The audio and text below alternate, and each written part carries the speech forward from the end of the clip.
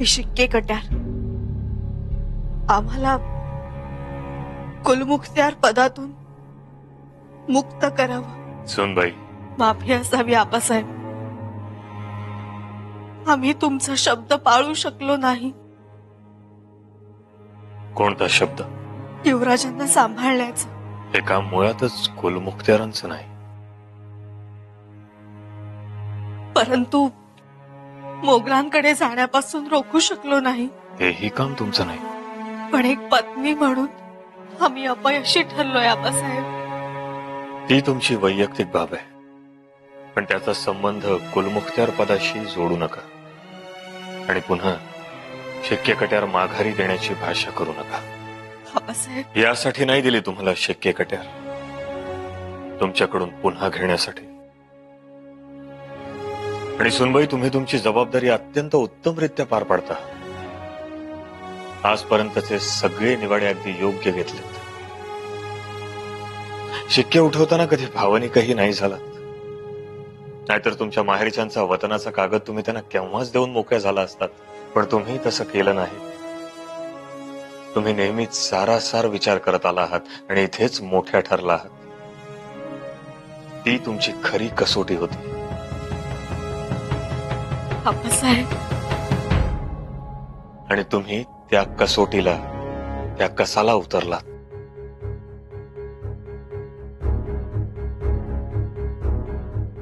आता राहता राहिला प्रश्न शंभूराजांच्या जाण्याचा। त्यासाठी तुम्ही अपिरवाद स्वतःला लावून घेऊ नका। पण युवराज तर गेले। हो, गेले,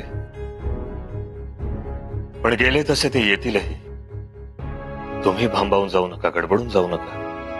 आणि अगदीच कधी तसं झालं तर इथून खाली पाचाडची समाधी आहे, तिथल्या मातीच्या ढिगाऱ्याखाली आजही चैतन्याचा ठेवा बाळसा धरून आहे। आऊसाहेबांच्या समाधीचं दर्शन घेतल्यावर नक्कीच तुम्हाला नवी उमेद मिळेल।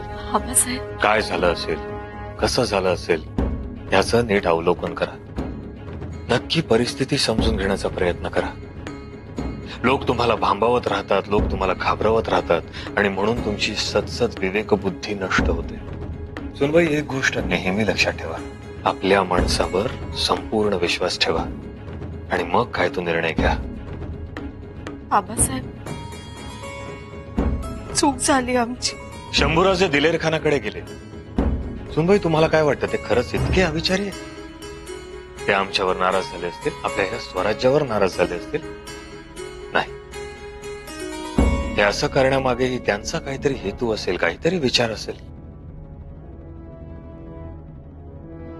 आबासाहेब, त्यांचा एकच हेतू असणार। कोणता? उत्तर दिग्विजय।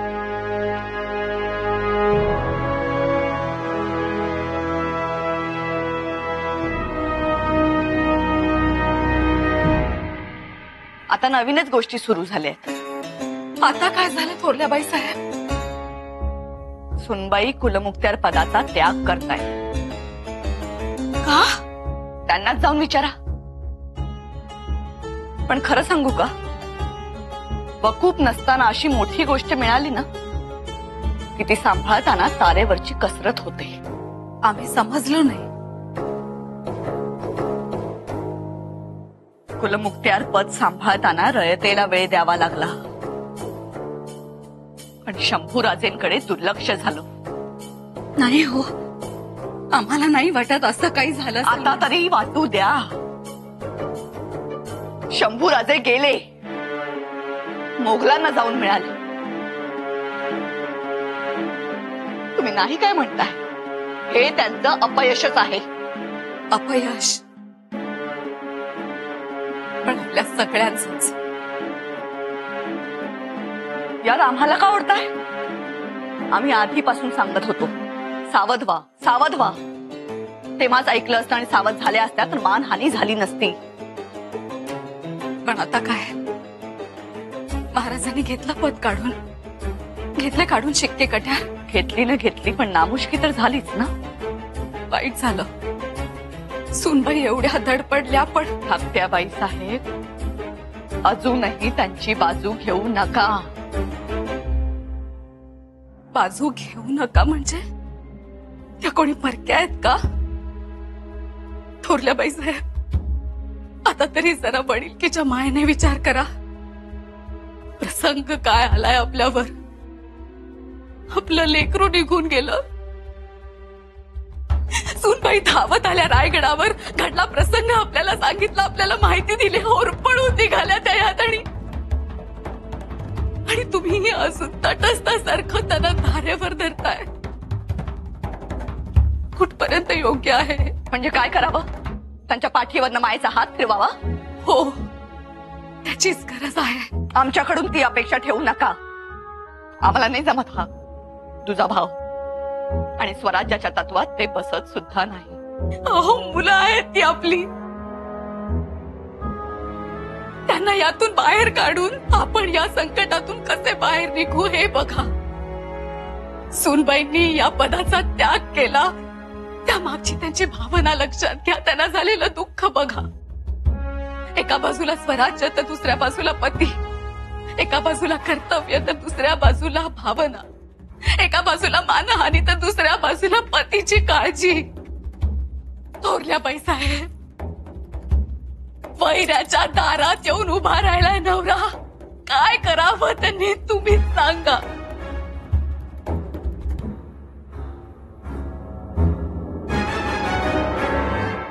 शंभूराजे, शंभूराजे, तुमच्या मनातला उत्तर दिग्विजयाचा नकाशा आमच्या समोर आहे, आणि हे ध्येय गाठण्यासाठी तुम्ही मात्र त्या मोगलांच्या छावणीत. तुमचा हेतू आमच्या समोर आहे. आपल्या स्वराज्याच्या विस्ताराचा विचार आमच्या समोर आहे. आणि तुम्ही शंभूराजे, तुम्ही आम्हाला हे सगळं सांगायला हवं होतं, आमच्याशी बोलायला हवं होतं. पण तुम्ही निघून गेलात. लेकरा, हे असलं कसलं धाडस रे. तुम्ही केवळ भावनेच्या भरात निघून गेलात, आणि तेही एकटेच. एका माणसाचं सैन्य आहेत ते.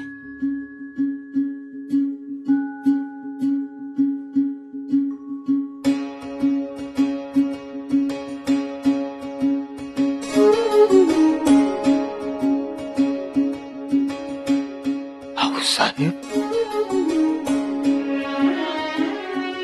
साहेब, तुम्ही आलात.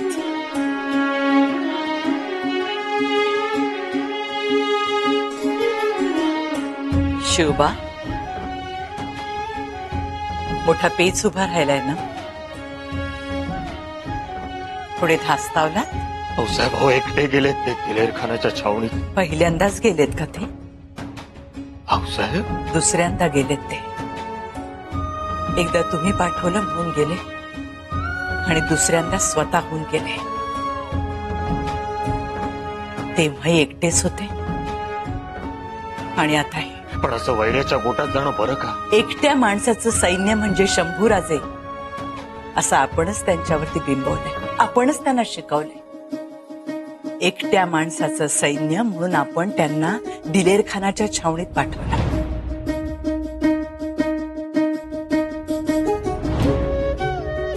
तेव्हा ते गेले ते स्वराज्य राखण्यासाठी, आणि आता गेले ते स्वराज्याचा विस्तार करण्यासाठी. काय चुकलं त्यांचं? साहेब, पण बंद दाराआड दिलेर खानाविषयी तुमची हीच राजनीती ठरली होती ना शिवबा. दिलेर खानाचे दोस्त बनून त्याला झुलत ठेवायचे. शंभूराजांनी हे काम अगदी चोखपणे पार पाडले. त्यांच्यावर आरोप झाले, पण त्यांनी कुठेही त्याची वाच्यता होऊ दिली नाही. स्वराज्याशी ते किती एकनिष्ठ आहेत हे तुम्हीच बघा शिवबा. आम्हाला हे सगळं मान्य आहे साहेब, पण तरीही आता त्यांनी जे केलं. काय केलं त्यांनी ते तसेच करणार आहेत. तसेच आहेत ते. ज्वालामुखी सारखे भुई फाडून जमिनीच्या बाहेर येणारे. पिसाळलेल्या हत्तीचा गंडस्थळ फोडून त्यातून मोती बाहेर काढणारे. सिंहाच्या जबड्यात हात घालून दात मोजणार आहेत ते. हे तुम्हाला ठाऊक नाही शिवबा? तुमची नव्हती विजापूरमध्ये घुसमट झाली? त्या आजाण वयात मावळ पठारावर आलात, वडिलांचे बोट सोडलेत आणि स्वतःचे बोट कापून शिवपिंडावर रक्ताची धार धरली. तेच रक्त आहे शंभूराजांमध्ये शिवबा. ते गेले पण स्वराज्याच्या विस्तारासाठी. पण आऊसाहेब, लोक त्याला बंड समजतील. आम्ही नाही समजत. आणि काय माहित, तुमची ही खेळी असू शकते. तुमचं राजकारण काही नवीन नाही. जेव्हा सगळे कारभारी शंभूराजे नाराज आहेत असं म्हणतायत, त्याच वेळी तुम्ही त्यांना छुप्याने पत्र लिहित राहिला. शंभूराजे नाराज आहेत अशी आवई उठवाल आणि उत्तर मुलूक जिंकल्यानंतर तुम्हीच त्यांना गळ्याशी धराल, पोटाशी धराल. तुम्ही काय राजकारण कराल काही सांगता येत नाही शिवबा. आम्हाला काळजी वाटते हो आता. मग आम्ही कसे केले असेल शिवबा? तुम्ही अफजल खानाच्या भेटीला गेलात, काळजी. पन्हाळ गडावर अडकला, काळजी. शाहिस्ते खानाच्या फौजेत शिरलात, काळजी. बादशहाला भेटायला गेलात, काळजी. सुरतेला गेलात, काळजी. आमच्यासाठी सदैव काळजीचा घोडा, काळजीचा मेणा आणि महाल. तुम्ही जे केलं तेच ते करताय. ते मुघलांच्या छावणीत असतील पण त्यांच्या निष्ठा तुमच्या पायाशी अभंग आहे. ते मुघलात उठतील बसतील पण येताना शहजादाला घेऊन येतील. तुम्ही जे राजकारण केलं तेच राजकारण तेही करताय. बघा बघा, तुमच्या समोर त्यांच्या उत्तर दिग्विजयाचा नकाशा आहे. शहजादाला घेऊन येण्याची आखणी केली आहे त्यांनी. बघा, सगळं ठरलेलं आहे. तेव्हा तुम्ही न कचरता आता त्यांच्यावरती विश्वास ठेवा. आमचा विश्वास आहे आणि आम्हाला त्यांचा बहुत अभिमान आहे. आमचा लेख दक्षिण दिग्विजय करून येतो, स्वराज्याची द्वारी फिरवतो आणि आमचा नातू उत्तर दिशेला नजरेत भरून घेतो, महत्वाकांक्षेचे फुतकार सोडतो. हे सगळं पटतंय आम्हाला. पण तरीही आऊसाहेब, आम्हाला असं वाटतंय शंभूराजांची दिलेर खानाकडे जाण्याची वेळ मात्र चुकली. पण तुमच्या हातून तर ती वेळ गेली नाही ना. शंभूराजे चिडून रुसून रागवून निघून गेलेत असं तेच वाटू नये. नाही वाटणार तसं. रयतेवरती पण शहाणपणाचा संस्कार झाला. तिलाही खरं खोटं कळतं. अफवांच्या सुस्कारावर जगणारी रयत नाही हे लक्षात ठेवा. सगळं मान्य आहे आऊसाहेब, पण आता त्यांची आणि आमची लवकरात लवकर भेट व्हावी इतकंच. शिवबा, तुम्ही छत्रपती आहात. शक्ती तुमच्या हातात आहे, पुत्र तुमच्या आज्ञेत आहे. सगळं मनासारखं होईल.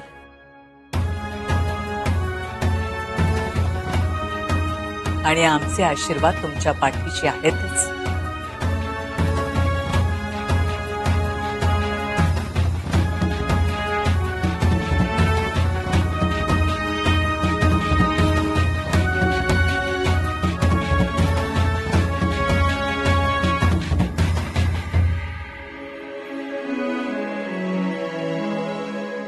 दादासाहेब,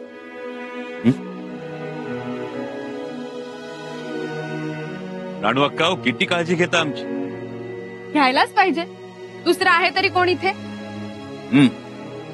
आम्ही एक काम करतो. आमचा एक खास माणूस पाठवतो वाईला आणि दाजी साहेबांना बोलावून घेतो. बर, तुम्हाला आवडेल ते करावं आणि आवडेल ते खावं. खावं? इथे छावणीत काय मिळणार आहे? कोंबडं, बोकड, पुलाव आणि बिर्याणी. मग तुमच्या राणू अक्का कशासाठी आहेत? आम्ही कालच आमचे विश्वासू माणसं शेतमळ्यात पाठवली होती. शेतकऱ्यांकडून भाज्या मागवल्या आणि पीठही दळून घेतली.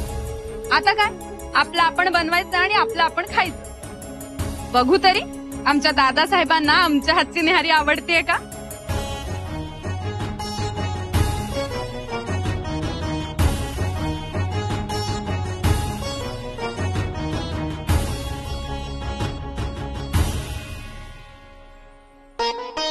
हा, झकास जमलाय बे. आता आम्ही जाधव सरदारांना बोलवून घेतोच. जरूर, तेही राहतील आपल्या बरोबर. झालीच तर मदतच होईल. नाही तर नको. लोक म्हणतील स्वतः गेले ते गेले दिलेर खानाकडे, बहिणीला आणि मेहुण्याला घेऊन गेले. दादासाहेब, लोक काय बोलायचं ते बोलू द्या, पण आम्हाला आणि आमच्या मालकांना तुमच्या मनीचा हेतू चांगलाच माहित आहे. आम्ही दोघे तुमच्या पाठीशी आहोत. तुम्ही लढा.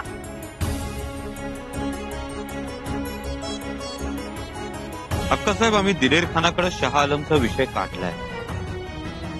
चांगलं केलं. आता तुमच्या मनीचा हेतू कसा पूर्ण होईल ते बघा. आमचा गनिमी कावा सुरू झालाय. मुल्ला, ये कौन सी चाल चली है आपने? हमें तो कोई चाल ही नजर नहीं आती. हुजूर, दिमाग हम भी रखते हैं, लेकिन आपको हमारी कदर नहीं, क्या करें? नहीं, ऐसी कोई बात नहीं है मुल्ला अहमद, लेकिन ये चाल चलकर आपने हमें कश्मकश में डाल दिया.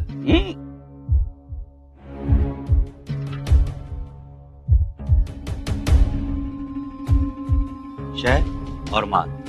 सुभान अल्लाह, सुभान अल्लाह युवराज, क्या चाल चली आपने? आपने तो हमें चारों खाने चित कर दिया. वाह, सुभान अल्लाह, माशाअल्लाह, क्या चाल चली है शंभू राजे आपने.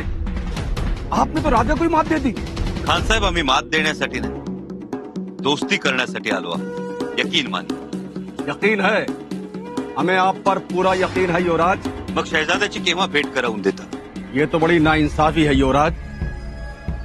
मतलब इंतजार हम करें और आप शहजादे के लिए बेचैन.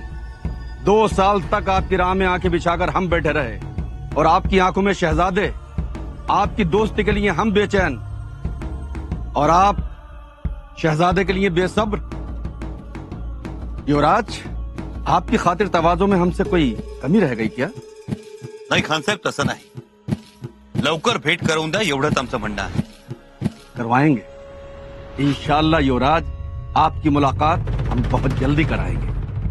ठीक आहे, एतबार आहे तुमच्यावर. येतो.